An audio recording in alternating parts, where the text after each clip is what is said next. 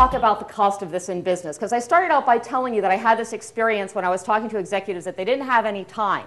They couldn't get with me because of the time they didn't have. Well, if you think about what you're in business for, what your job is for, what you're there to do, what I'm there in my business to do, I suggest that you are not there simply to keep things afloat.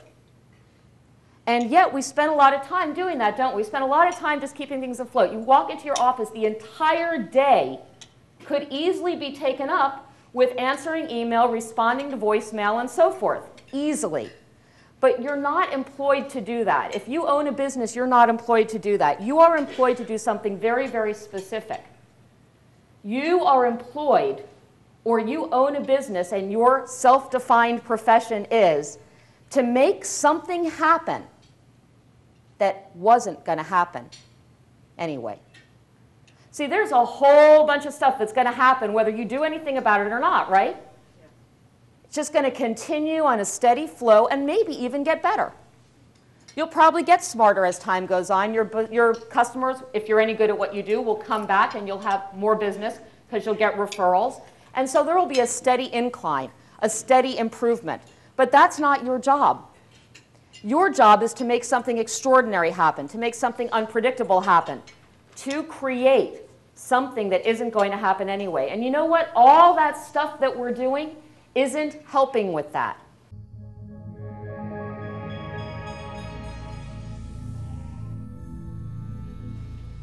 Last story. There is a, this is just to tell you how bad, this is the saddest story of all. There's a sperm bank in China. Well, you know there's got to be at least one in China, right? This is like the super elite sperm bank in China, and they have a special requirement of all the men who donate sperm, which is that they have to have the qualifications of, at the very least, a college professor. So they've got to have PhDs or doctorates or something like that. And needless to say, this is very, very popular with women. They really want to have male donors who are very successful and bright and educated and so forth. They think it bodes well for their children. Well, the problem with the super sperm bank in China is that they only have 40 donors. Out of how many people in China? 40 donors. And they have a waiting list of 200,000 women. The men are too busy to donate. The women are too busy to get married and have children. That's the kind of epitome of the condition that we're in.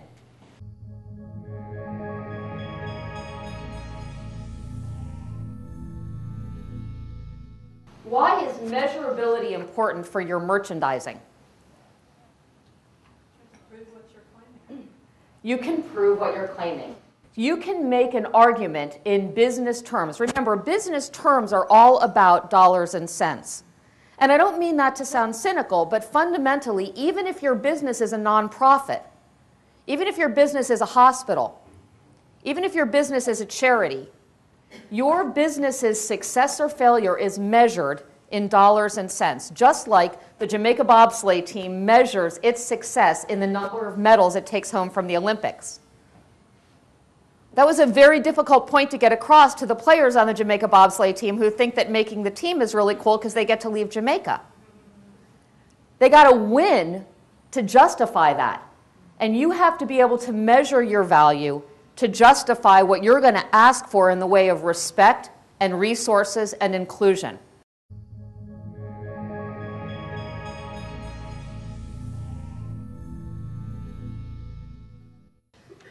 There was a Harvard Business Review article back in 2002. It was very interesting. You know, they went into offices and they checked out who was producing results of the managers and executives and who wasn't.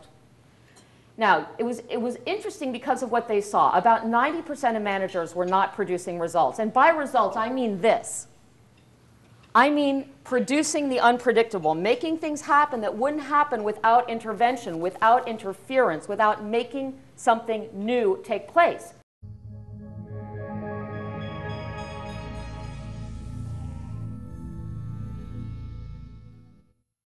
Because wherever you are, there's a gap.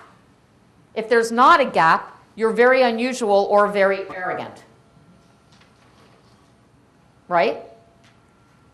The bigger gap you can identify, the greater you can ascend to a new level of performance.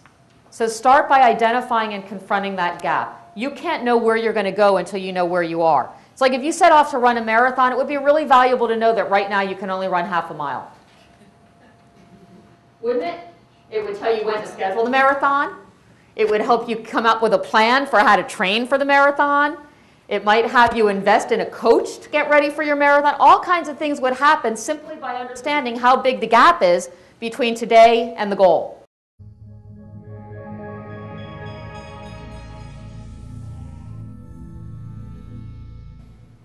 The biggest failure, and I'm telling you this as an expert in strategy and strategy execution, the biggest failure of business is execution. It's also the biggest failure in weight loss. It's the biggest failure in marriage. It's the biggest failure in exercise programs.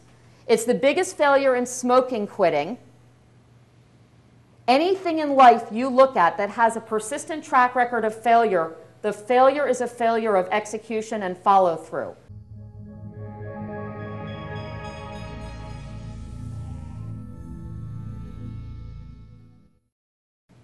You don't need to be on call. You don't need to respond to emails the very second you get them. You don't need to be available for text messaging. You don't need to respond to instant messages. You don't need to take phone calls when the phone rings. You do have the choice to use technology to give yourself focus and energy. Or you can allow the technology to use you to suck the life out of you and keep you from doing all the things you're committed to doing. That's your choice.